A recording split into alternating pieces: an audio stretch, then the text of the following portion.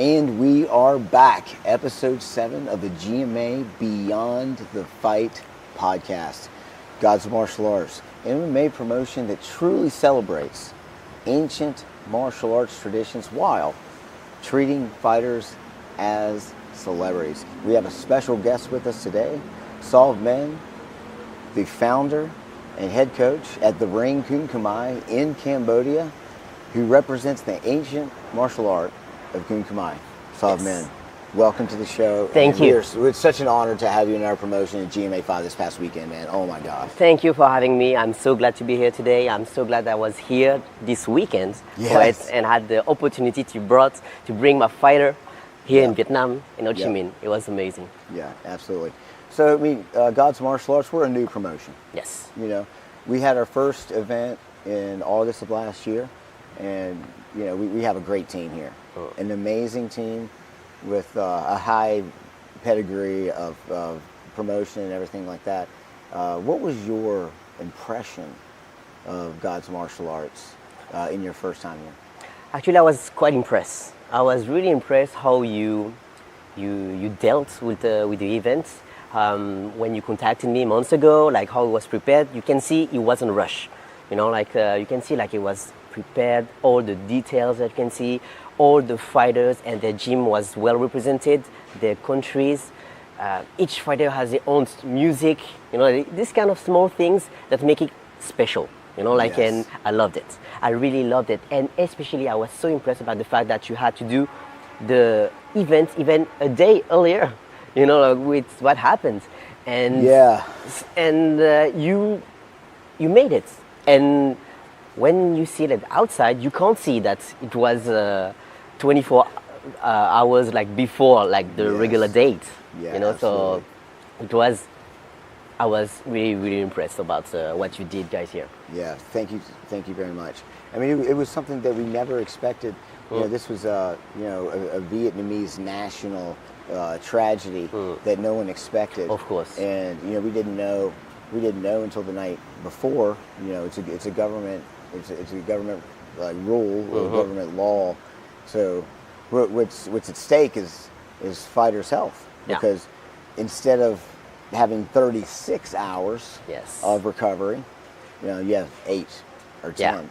And that's a big difference, you know, for our viewers who are new to martial arts and wrestling and things like that. And I was a wrestler growing up in jiu-jitsu. Yeah. You know, you weigh in right before you fight. Yes. So you're not going to cut as much weight. It's a big difference when you have 36 hours to recover. You're going to cut a lot of weight, and then you find out now you got 8. So, but I was very impressed by you guys, all the teams that, you know, everyone was healthy. You know, everyone handled it very well. So I think we understood also, you know, like it wasn't the fault of the organization. It was just like something from the government. So of course we have to deal with it, and we didn't want to, you know, like, oh, we have to fight before, so, you know, don't do it. You know, like we tried to find the best way, and you did everything also like on your part to be sure that the fighters are safe. You know, like, and this is what I like, you know, like you care about it. It's not just like we need to do the event anyway, so just follow our rules. No, you care about the health, and this is what I appreciate. Yeah, thank you guys. Hey, that means a lot. That means a lot. Yes. Yeah, so here we are. This is also the venue for Ring Kun. Yes. And Ring Kun is one of the more established MMA gyms in Vietnam. And one of the most traditional, also started by Johnny 10 years ago. Wow. And Johnny is all about preserving traditions. He loves the martial arts traditions, and that's what I believe sets us apart, sets GMA apart from all other promotions that I know of in the world. So, you know, this is where we train. You know, what kind of feeling do you get when you're in this? It's beautiful. You know, like the first time I came here at this place, in the arena setup, I was like, wow, this is actually a gym. You know, like I would love to have that in Cambodia. I would love that the ring would have been this way. Like you can see, you can feel the tradition into it. You know, you can feel like I said before, all the details, not only on the show, but even in the gym itself.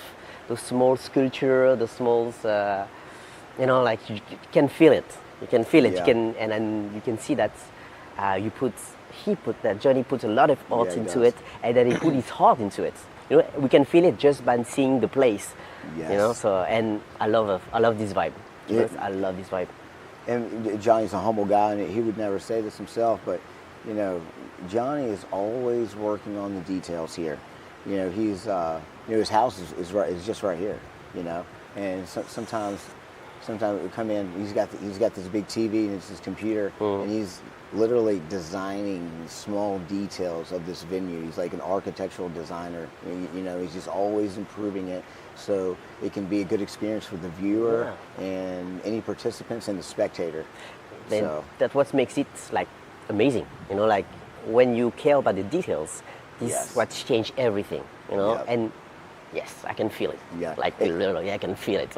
And every event, this is our fifth event, GMA 5, and every event that we've had has improved significantly, which is incredible to be a part of. I'm just honored to be a part of this. Yeah.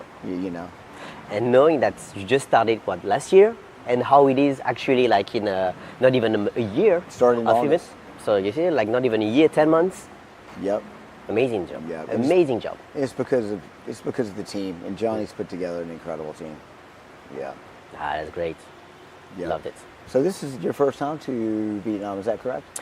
It's not my first time in Vietnam, but this is my first time coming for a martial arts event.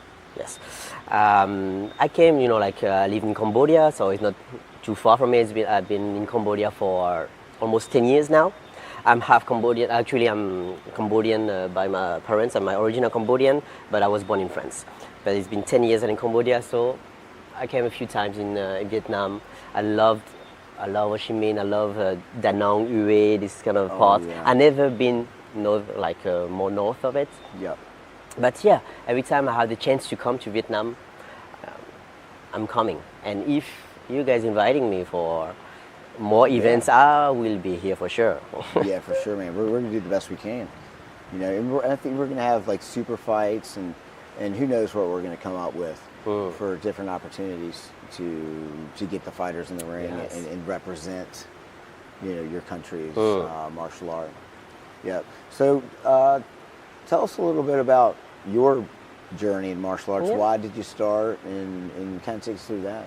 So basically, so I came in Cambodia like 10 years ago, ish, and I started straight away actually to go to the Kung Khmer gym, and actually I'm ashamed to say it, but before to come to Cambodia, I never knew that we have martial arts, our own martial arts, and when I came to Cambodia, it's like, we actually have our own martial art, the Kun Khmer, the Bokator. And when I saw that, I felt like I need to do something. Yes. I need to help promote the sports outside Cambodia. Yes. And that was my goal. And that still is my goal. Yeah, I'm sorry, remind me, how old were you when you came to Cambodia? When I arrived, I was 25. Okay. Yeah, I was 25. I'm 35 today. Okay. And it was so weird for me to not know that we have our own martial arts. Yep. When I was in France, and so I came, I see that, I was like, it's amazing. We do have that. We have all those pros, all those gym, all those things, but we are staying inside the country. Yes. And really traditional, really old school. So I was like, okay, I need to do something. I need to help the sport to be more international. Exactly. And this is what I want to do. This is my main goal today. That's fantastic. By doing a gym, I have my own gym, the Ring Kun Khmer, that I co-founded almost 3 years ago. I have my own brand, Khmer Flow, with the slogan, "We don't play Kun Khmer." I'm trying to work on media, not only the fighting aspects, but even outside the ring. How can we make it more famous? Yes. And this is what I want to do today. Awesome. Yes. Fantastic. So, I think, the whole world knows about Muay Thai. Yes. you know, and perhaps that's one of the reasons. Perhaps it kind of overshadows the Kun Khmer, and maybe it's because there's not as much production in Kun Khmer and things like that. But and I'm actually, you know, it wasn't until recently until, you know, I became a promoter and a recruiter till I learned about Kun Khmer. Yeah. And I understand there's some relationship between Muay Thai and Kun Khmer. Could you share a little bit about what those differences are? So we have the same roots, you know, like Kun Khmer, Muay Thai, Lethwei, Muay Lao, and Tomoy. We have the same roots. Tomoy is from Malaysia. And because, you know, like back in like the 1800s, the 800s, like after BC, how say, like AC, you know, like 18 years old. Like 1,200 years ago. So yeah, exactly. Yeah. We had the Khmer Empire, you know, like was quite huge, and you can see on the walls of Angkor Wat that we were doing already some martial arts. You know, all those moves that you can see in Muay Thai, all those moves that you can see in Kun Khmer, Bokator, Muay Boran, it was already on the walls. And after, you know, like the Khmer Empire just got smaller, like got weaker, and Thailand arrived, other countries arrived, and then everyone has his own, at the end, own martial arts, you know. Yeah. This is why it's so similar. Okay. So who's coming first? Who's, you know, like who's the origin is always the same battle. You know, like, of course, Khmer, we said we're the first one. Muay Thai, we say we're the first one. Or Lethwei is going to say we're the first one. Like no one's going to say we're fourth. Exactly. And I respect that. You know, like I will never say something bad about Muay Thai. I will never say something bad about Lethwei. Just said like, I did some Muay Thai. You know, like I did some Muay Thai. I went to Thailand and I practiced Muay Thai. And in Cambodia, I practiced Kun Khmer. I can say it. You know, like, and I'm pretty sure as an amateur or someone who doesn't know that much into martial art, if you put Kun Khmer, you put Muay Thai, you don't see that much difference, like at the eyes of a non-professional. But when you look into it, really, you can see the difference. You know, like, let's say Muay Thai would be more technical, more about the beauty out of it. You know, like every movement will be like so gracious.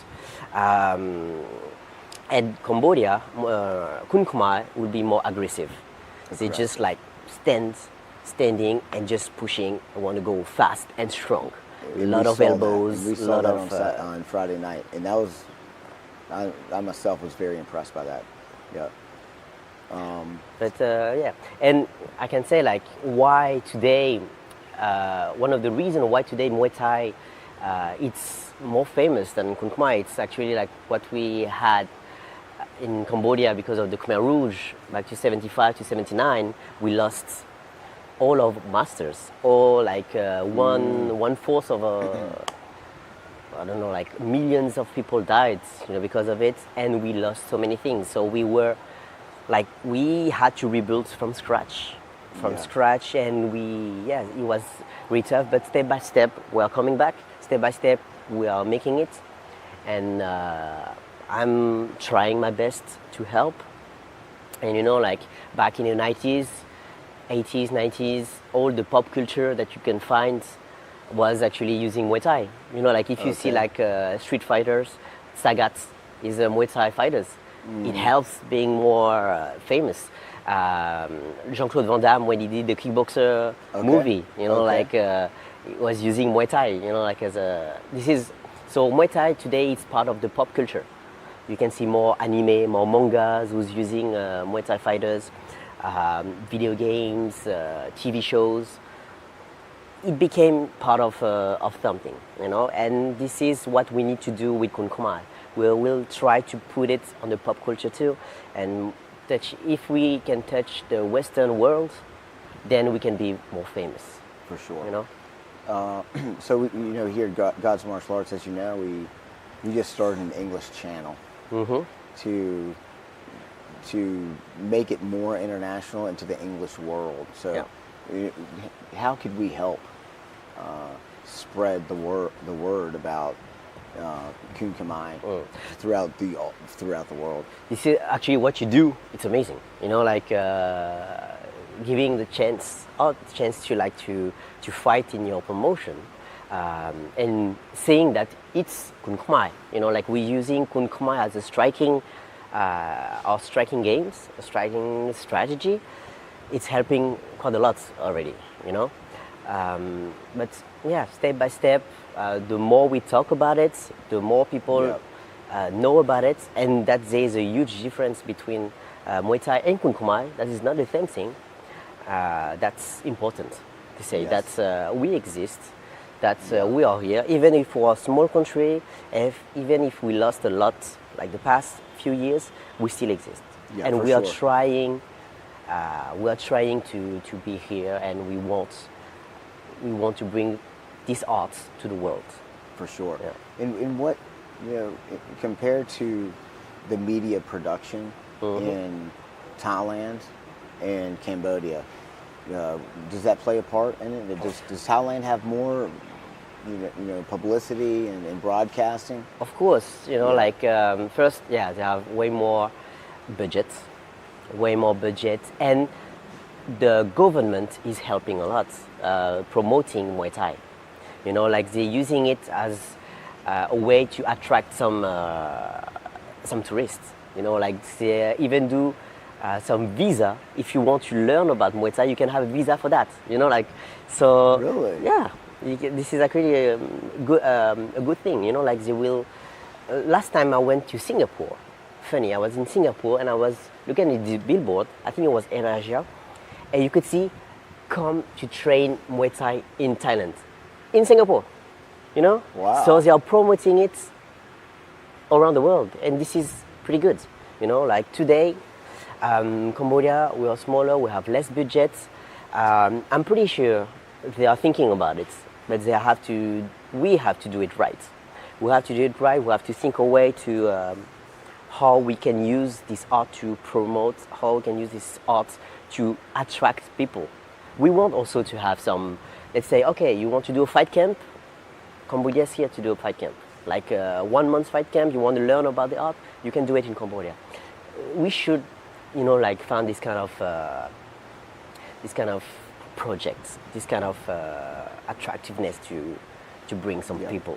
So just so we understand, so you guys have programs in Cambodia for foreigners to come in and learn Kun Khmer. There's a few gym today. There's a few gym that is open for the public, because actually a lot of gyms, Kun Khmer gyms, are more only for professional, only for Khmer professional, so Cambodian professional. So it's not open to the public.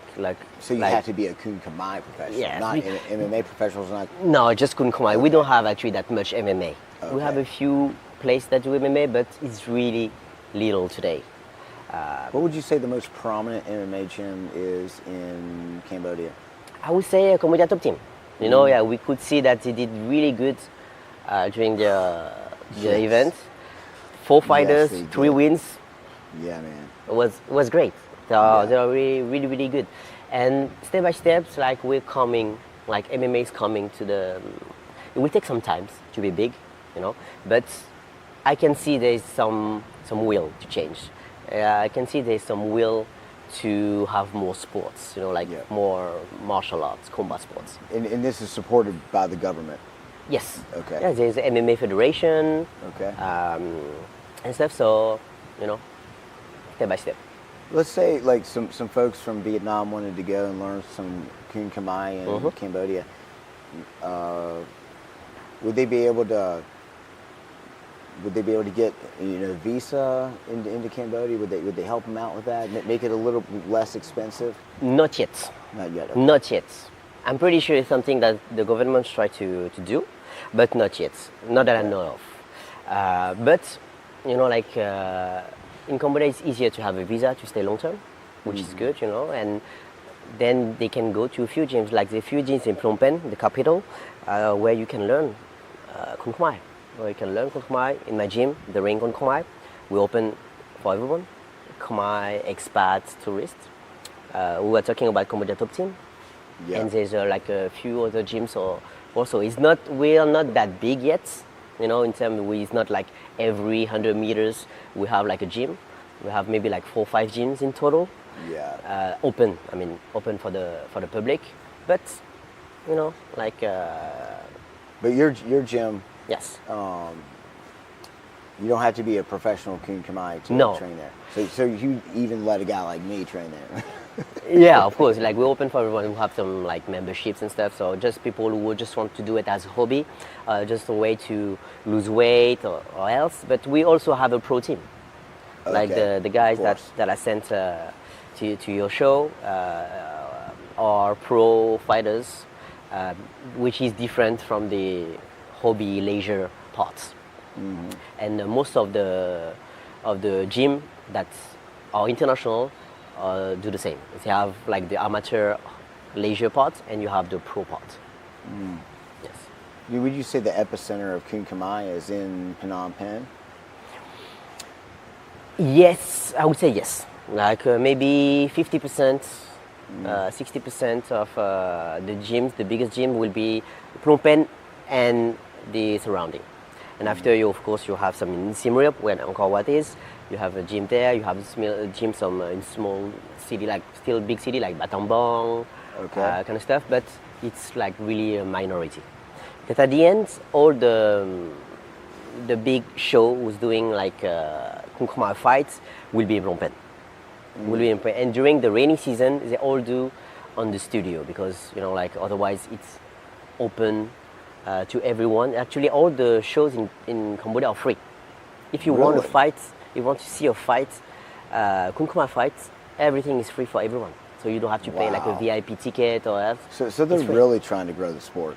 Yes. Yeah. Yeah, and it's huge because, like, if you go like during the non-rainy seasons, you go to a show, you can see like more than 10,000, 20,000 people coming to the show. It's amazing, even for the fighters. You know, like fighting in front of those people is just wow, amazing experience.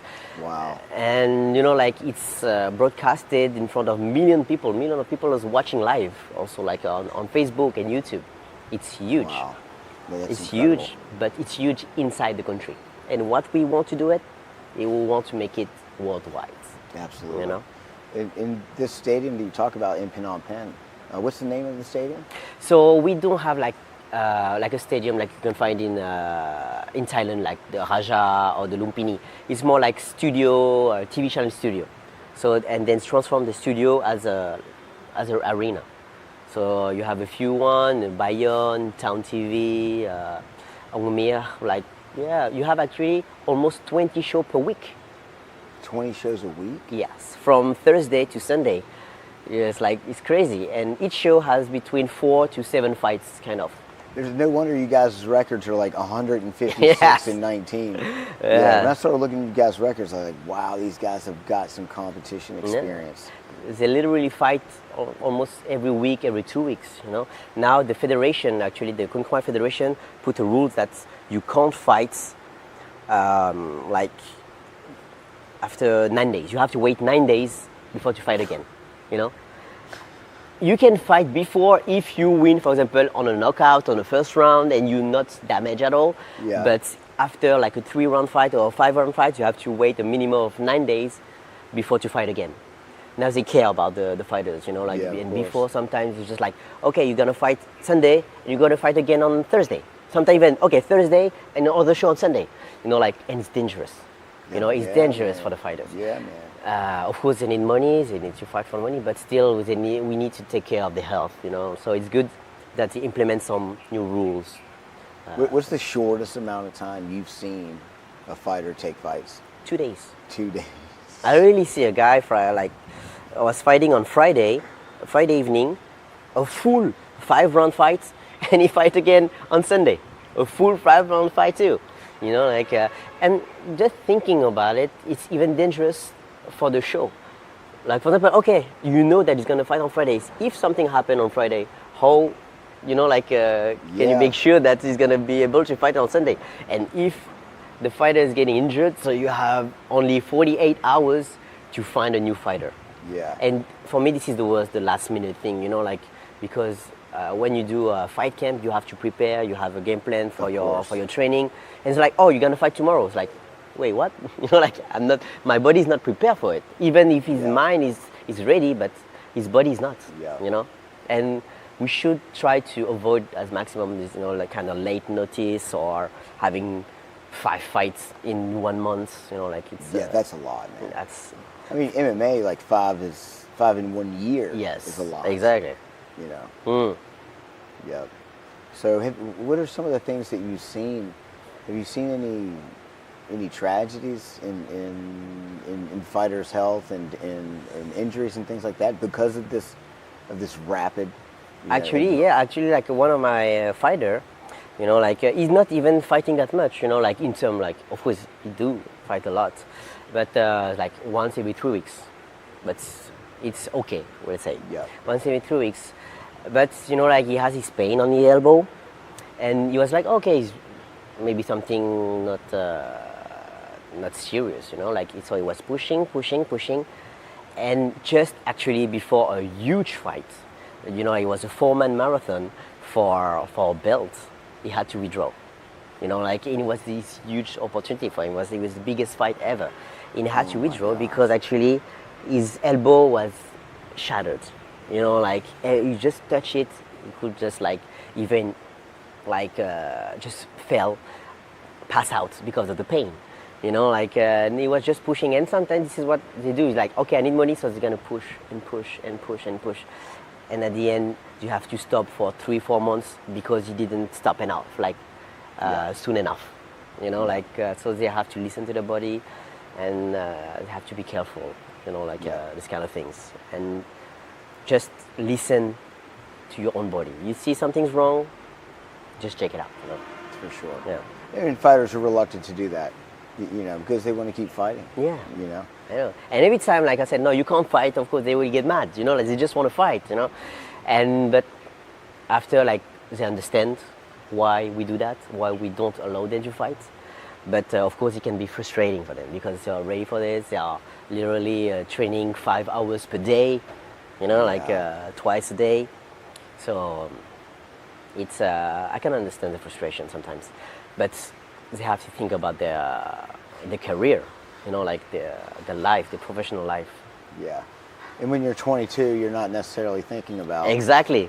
Like within 20s, they always want to dream big. Oh, I want to fight for the belt. I want to do this. You're 20. You still have 15 years ahead of you. Like take your time. Step by step. We're going to get there, but step by step. Don't rush and end your career at 22, 23, and that happens sometimes. Yeah, it's crazy talking to these young kids.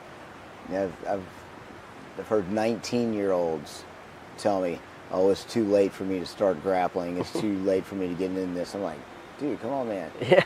Some people start in their 50s. Yeah. So because a lot of the young kids, they think like, oh, if I'm going to do MMA, I need to win the UFC championship. You don't need to do that. Of course not. Yeah. That's it's funny, like when you see like those young kids, like 18, 17, 18, 19, because they go in a ring, they go in a cage, and they are fighting for their life. Like they're giving their heart into it. And sometimes I forgot that they are just kids. Because like in the media, they can. Million of people like are following them, but at the end I forgot they are kids. Like it's such a brutal violence. A lot of respect, discipline, of course, but like I see them as adults. I see them as professionals, but at the end they are just kids.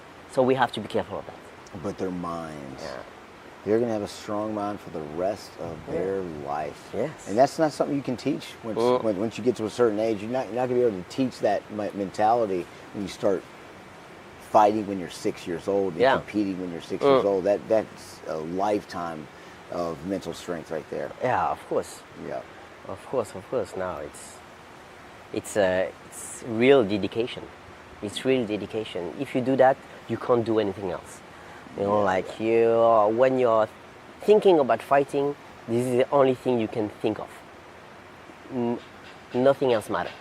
you know. Yeah, exactly. And you can't be distracted, you know. Like you can't go, oh, I'm just going and let's see how it goes. No, you can't do that. You have to be there 100%, even 150% Yeah, all the time. It's a big sacrifice. Yes, It's a big sacrifice for sure. So outside of, talking about Kun Khmer, Yeah. outside of Cambodia, where would you say the biggest Kun Khmer communities are globally? So you have a small community in France, in Bordeaux. Bordeaux, they have actually a good gym there. They brought a lot of Kun Khmer fighters here in Cambodia to fight here, and they are pretty good. You have also a small thing in the States. In the States, I think around like California and stuff. You have also like, because you have a big Khmer community there in Long Beach, and I know there's a gym also in Canada. Really? But it's really small, you know, like you can count it like less than 10 outside Cambodia. Outside, there's less than 10 countries that have less than 10 clubs. Wow. Yeah. Interesting. I know that Russia also has some a part of in Kun Khmer, and what I saw, they're gonna open one in China soon. So step by step, you know, like we can grow. Let's see how it goes. Let's see how it's gonna be. But yeah, and you're a big part of this movement to globalize. I'm trying. Globalize Kun Khmer, Yeah. and that's really cool. I really try to do something more of a lifestyle. You know, like of course you have the sport, but you have everything around. For today, for example, you don't have a proper big brands for Kun Khmer. What, for example, like in Muay Thai, you have Fairtex, Twins, all the stuff. In Kun Khmer, you don't have that. I'm trying to bring that. But of course, there's a lot of investment, a lot of things. But we should do these kind of things. You know, like focus, of course, on the training, focus on the gym, focus on the art itself. But everything around, we should do something about it too. Yeah. And this is, I guess, what I'm trying to add as a value. You know, like, because all the actors today in Cambodia, most of them are really traditional, really old school. Few of them can speak English, for example, you know. So asking them to make it some marketing out of it, so some business out of it, can be difficult when you know only about training and fighting, you know. Yeah, because it's another work, and it's another business, these kind of things. And I'm trying to bring that into the sport. Yeah, I understand. Yeah, Yeah. absolutely. Yeah, it's really cool. It's very interesting to see, Kun Khmer and seeing it on stage here at God's Martial Arts. Very impressive. Yeah. Very impressive. Yep. So just so I can understand a little bit more about the differences between Kun Khmer and Muay Thai. Both started at a young age. Yes. 5, 6 years old. Yes. They're kicking bamboo trees and stuff like that. What about the clinch and the trips? The clinch is actually similar too. Okay. Yeah, it's really similar. Working on the clinch quite a lot. You have some clincher, you have some strikers. What the difference, really the difference between Kun Khmer and Muay Thai will be the scoring system. Is the what? The scoring system. Oh, the scoring system. Yes. Okay. The scoring system. You know, like in Cambodia, it's a 20 points scoring system. Okay. In Muay Thai, I'm not sure, I'm not an expert on Muay Thai, but I know it's different. Sometimes we just judge, like if the fighters, like it has a beautiful, like technique. You know, like instead of just the efficiency out of it. Like Kun Khmer will be more efficiency. If he hits hard, you get the points. If you touch but doesn't hit hard, you don't get the points.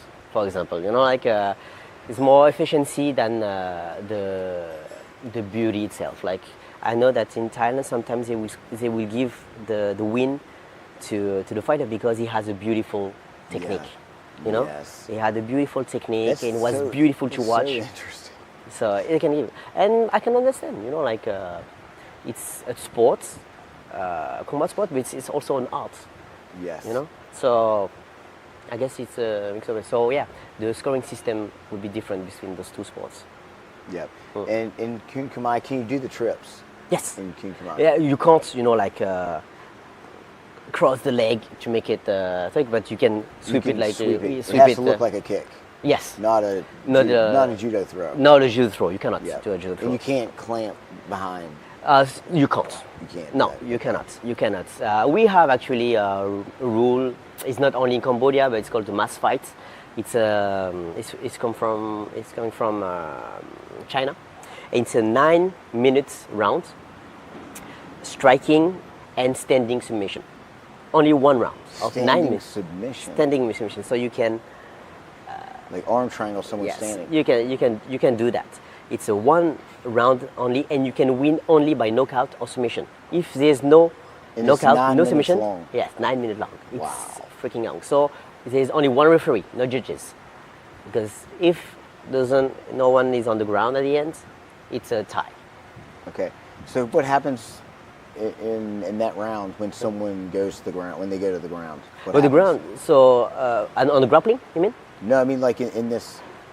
So like the standing submission, the 9 minute round. Can Yep. you, if you go to the ground, you have to stand back up. Yes. Okay. Exactly. If you fail, you just like separate, Okay. thing up. Yeah. Okay.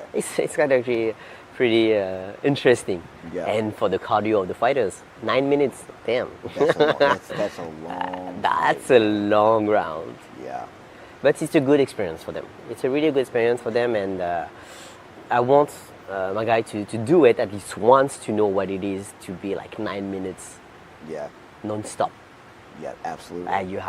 You have to have a huge mental, Yes. like Yeah, and a good absolutely. strategy too to not Yeah. gas out, And that's just comes with number of fights. Yeah. You got to get time in, and fights in, and fighting every weekend like you guys do. It gives you guys a real advantage when you're going up against, MMA fighters Yeah. who might only get 4 or 5 fights Sure. a year. So I think this new movement we have in Southeast Asia, I think all of the good things about each tradition, we're all learning from each other, and we're all going to grow together. Yes, and this is Right. a good thing. This is why I wanted to come with you guys. This is why I wanted my fighters to come to your show, because I see what you are doing for the martial arts, Yeah. like in Southeast Asia today. I hope worldwide really soon, and I see I want the Ring Kun Khmer to be part of it. Of course. Like I want the Ring Kun Khmer to be part of it. This is why, even if we're not the MMA gym, but we had the opportunity to come and represent, I was like, let's do it. And what I loved about my fighters, like even they never did MMA before, they said yes straight away. That's right, man. Like this is the true warriors, like they never back out from a fight, like they're just like, let's do it. It's gonna be a good experience. I'm gonna learn a lot out of it, so let's do it. And that's one of the things that I myself noticed in this GMA 5 this past weekend, is because I'm looking at the records. I'm looking at these guys got over 100 Kun Khmer fights, Yeah. MMA debut. Yeah. And they Exactly. just learned about this a few months ago, right? And so that's courage. You know what I mean? Anytime you go into a fight when the probability outcome is failure or uncertainty, especially when you have a guy who's known and a celebrity Yep. of the sport, Kun Khmer, a lot of people don't want to lose, Yeah. and for these guys to come here to do their first fight at the risk of losing, Yes. when they have a 95% win rate, that's courage. It is. That's courage. And this is why I was so impressed by them. Like when you contacted me, I was like, actually, I don't have any MMA fighters. But you know what? I'm going to ask my guys. You know what? Okay, I have this opportunity, in Ho Chi Minh, May, to fight MMA. I remember that. Oh my God, I remember that conversation. You're like, yeah, we don't have any MMA fighters. And then I called you a few weeks ago, and I was like, hey, you got any MMA fighters? We do now. Exactly, Yeah. And this is what I loved about this. Guys, I was like, you know what? I want to try. Like they knew that's going to be hard, but they give their hearts into training. They give their hearts to give the maximum for it, and even for them, at least they know how it is. So if they want to fight again in MMA, they know what they expect. Yes. and now they know how to train, they know how to do. So if we have the chance to fight again in this promotion, Yep. we're gonna do it, and we're gonna do it right this time. Yeah, for sure. Yeah. So I'm curious, what you guys, I'm sure, had some conversations after Friday night about the fights. These types of events, are, change your mindset about fighting and perhaps even your view on life. Yeah. What were the kind of conversations between Alex and Saul that night? Like, what were they thinking? How were they feeling? But there's like different school, like Alex Kale is a French fighter. He did it by passion, like he did it by passion. He came to the sport. He didn't have to. He did it because he wanted to. So it was more his choice. And at the end, he came. He wanted to experience it, but he knows that it's not his. I would say like his way. Like the MMA, he knows, he tried. I'm not sure I'm gonna see him again in an MMA cage or ring. But Sojourn is different. He's doing this for his family. He left Myanmar to come to Cambodia in my gym. I give him a lot of opportunities, and he's doing that because like what happened with all those Khmer fighters, Muay Thai fighters. They start very young. It's kind of the same for Sojourn. He decided to do it for his family. He want to, and he saw the potential that there is behind MMA. So after his loss, he actually was touched about it. He's like really emotional because he knows that it was the first, like all his family is watching it, but he doesn't want to give up. He said, "I want to do it again." Actually, he was Sojourn, yes. Yeah. He loved it, and I'm sure that if I give him the opportunity, or you give him the opportunity to fight again, he will do it. He will do it again. He wants to do it. That's awesome. he loved it. He really loved it. He loved the trainings. He loved this, and it changed. He started as a lightweight, became a Kun Khmer fighter, and now he did his debut in MMA. He wants to play in those 3 leagues, and he can. This guy is a machine, and I know he can. So now he's going back to Myanmar a little bit to see his family and stuff. But I know that this fight changed his mind. That he said, okay, maybe I want to do it again, and I will try again. I will train and I will try again. Yeah. Well, I'm curious. What's the transition like between from Lethwei, which is bare knuckle and headbutts, yes, which is like the most brutal martial art, man, to Kun Khmer, Kun Khmer, and MMA. What's the transition like? Lethwei and Kun Khmer, of course, there's a huge difference. Like you can't use your head. You don't have gloves, so the protection is different. Like when you have the glove, it's protected by 10 ounce, 8 ounce. Yeah. So you can just put it here. The hands doesn't go. Like a bare knuckle fights, it's crazy. Bare knuckle. So when you do, so they don't have that much clinch in Lethwei because it's super. You get in, you can put the head. So you don't clinch that much. So when he comes to Cambodia, it was really difficult for him at first. And having something on the hands, it's heavy. So he wasn't prepared for that too. So his first fight actually in Kun Khmer was difficult for him because when he arrived, I think I gave him a fight 2 or 3 weeks just after he came. Just to, and in a big show. Like he was already main event. Right in the fire. He did really good. He did really good for his first fight. I remember he lost by points, but he still did it really good. But like it's the transition wasn't so hard at the end. Of course, he has to adjust, like in the clinching and how to punch, how to keep your hands up with the gloves, and not use your head, of course. Of course. But then when we come from Kun Khmer to MMA, this is more difficult, of course, because like going on the ground, having someone to try to take to do a takedown, like how do you defend this, like standing up, even like standing position would be different, like in MMA you would be more like on the ground, not to be so, and in Kun Khmer you're gonna stay tall, You know, like even the position is Which is exposed you to double leg attacks. Exactly. And then you're on the ground, and now what are you going to do? Exactly. So it was really difficult for them, and they just have like a couple months to prepare for that. Yeah. But still, they give everything. But they, you know, like when you're a fighter, it's in your blood. You know, it's in your vein. Yes. And they can adapt easily. They can adapt fast. You know, like I'm not saying it's easy for them, but it's easier than if you are starting from scratch.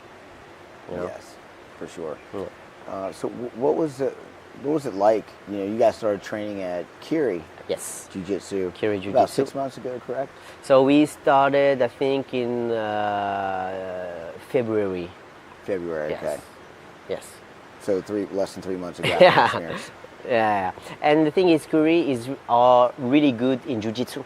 They are one of the best actually in Southeast Asia. Yeah. It's really good in Jiu-Jitsu, but still it's different. Jiu-Jitsu and MMA, it's also different. So, but they learn quite a lot, of course, and that opened their eyes that it's gonna be tough, and but they didn't back out. So this is what it was good, you know, like, and they try to mix because it's not the same gym, so they started to train at the ring. Then at the end of the day, they have to go to Kuri to train another sport. So it was difficult, but I think they like it. They liked it to know something else, to change the routine. Because when you train 5 hours a day, the same thing, repetition over, at one point it can be like a lot, you know, like giving another goal, giving another way to train. I'm pretty sure they loved it, you know. Yes. And we see like if we can have another partnership, or maybe at the ring we can think about having some MMA coach. Like me, I just want to expand. You know, like if I can grow, why not having MMA class? You know. Yeah, and you could even do some small grappling competitions. Yeah. There. We can. You know, and just to kind of grow it.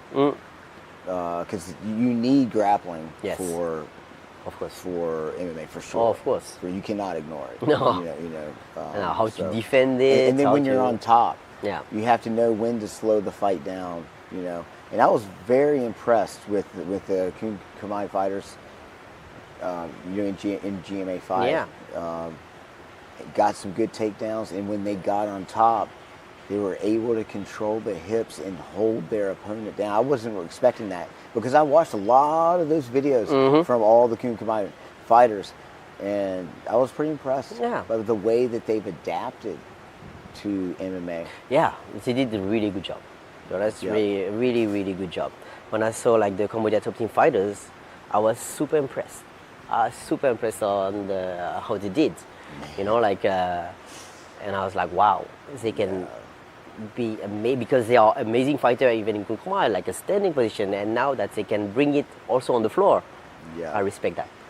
I respect that, and hopefully we can do something also with them to grow together. You know, like we are not trying to be just individualist.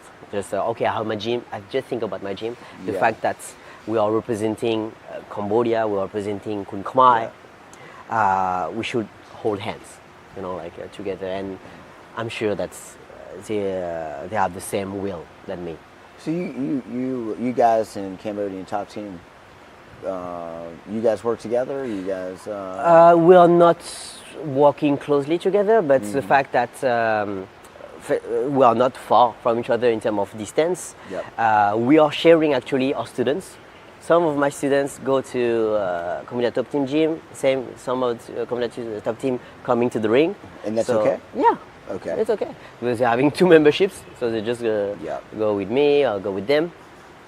And the fact that the founder is a Khmer American.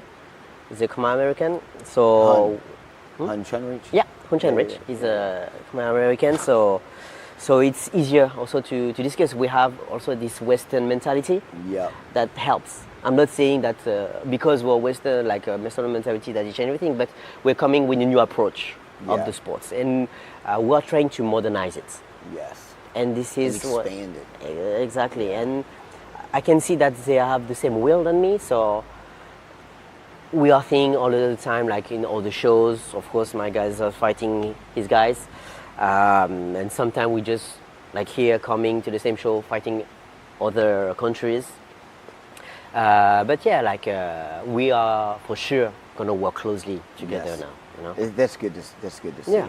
That's good to see. And as we know, in martial arts in general, Yes. you know, sometimes there can be politics among gyms.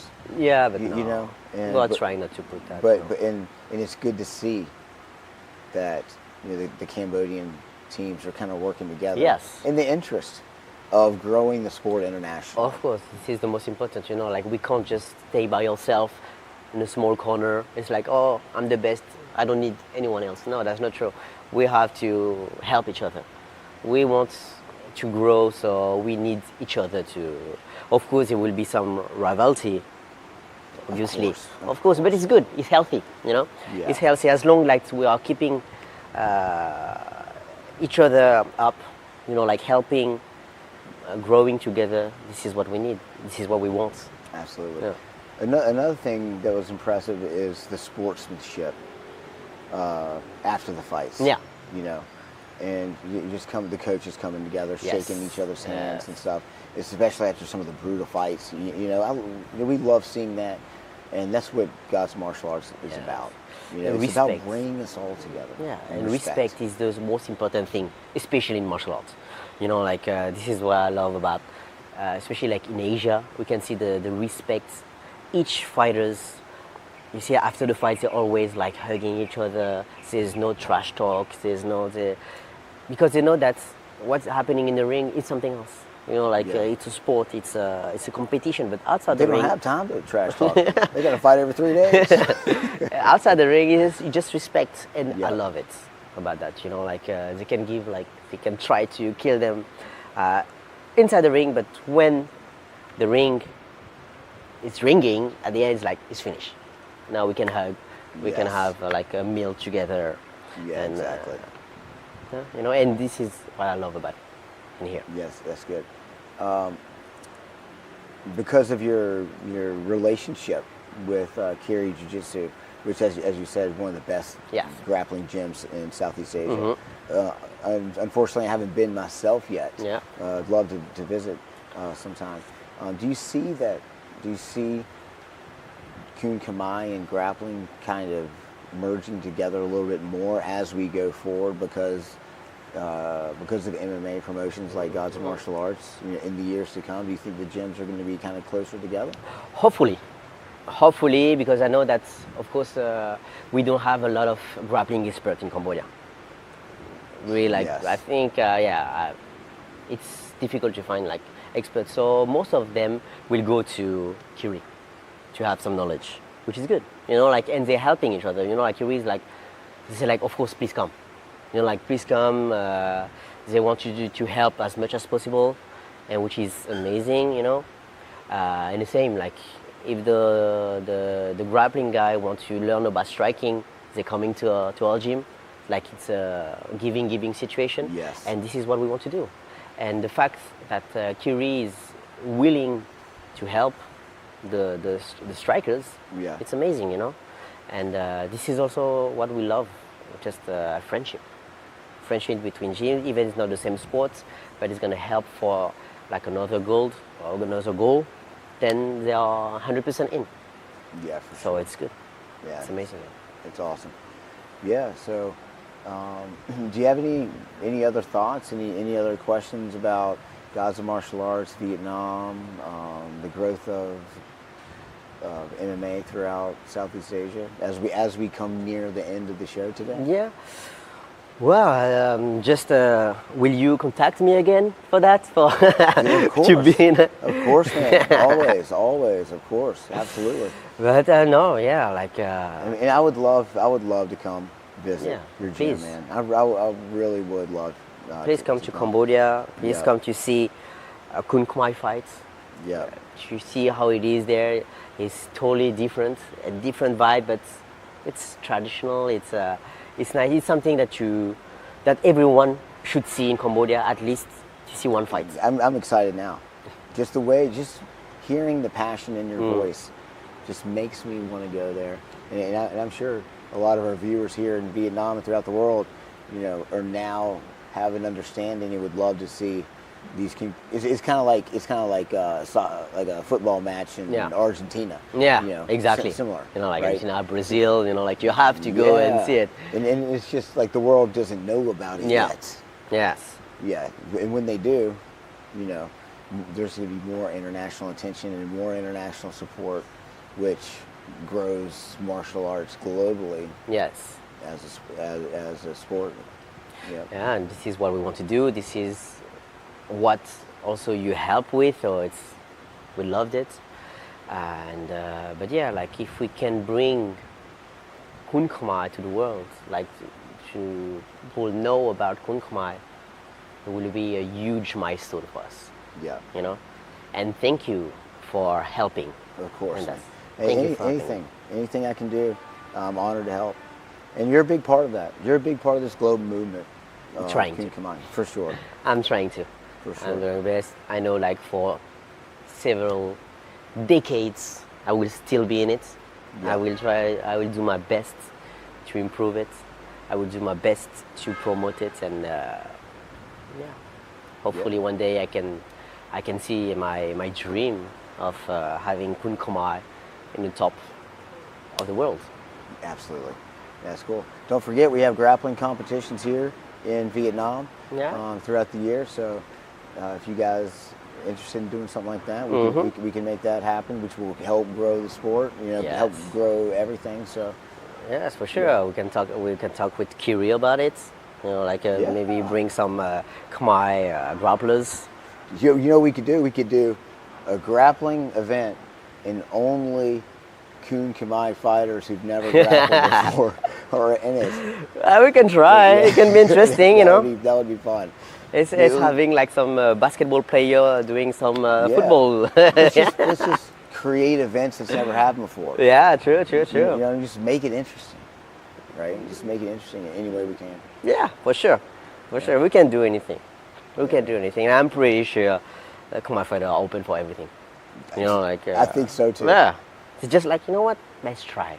Yeah. Let's try. We have nothing to lose. What about, now that you say that, what about an event in Angkor Wat? Do you think you could pull that off? It would be amazing, to be honest. It would be amazing. Man. Yeah. The Kun Khmer global community is relying on you for that. All right, let's do that. Awesome, man. Hey, thank you for coming to the show. Thank you. Thank you so much for inviting me, and I'm really glad that I was here to talk about Kun Khmer. Yeah, for sure, man. Really glad that my fighters came for your show, and it was an amazing event. Yeah. Hopefully I can see more of your events. Sure. And anytime you are inviting me here in Ho Chi Minh, I will be there. Yeah, for sure. And remember that we're going to have super fights, that's going to be in addition to the tournament.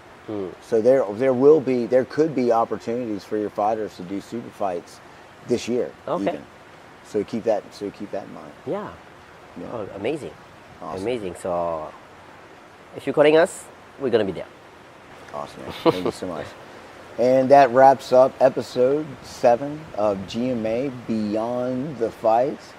Our next event is next month, June 28th, here at GMA Arena, June 28th, and this is going to be a Vietnamese only event, and we're excited to see you there. Goodbye. Thank you so much. Yep. I gotta go.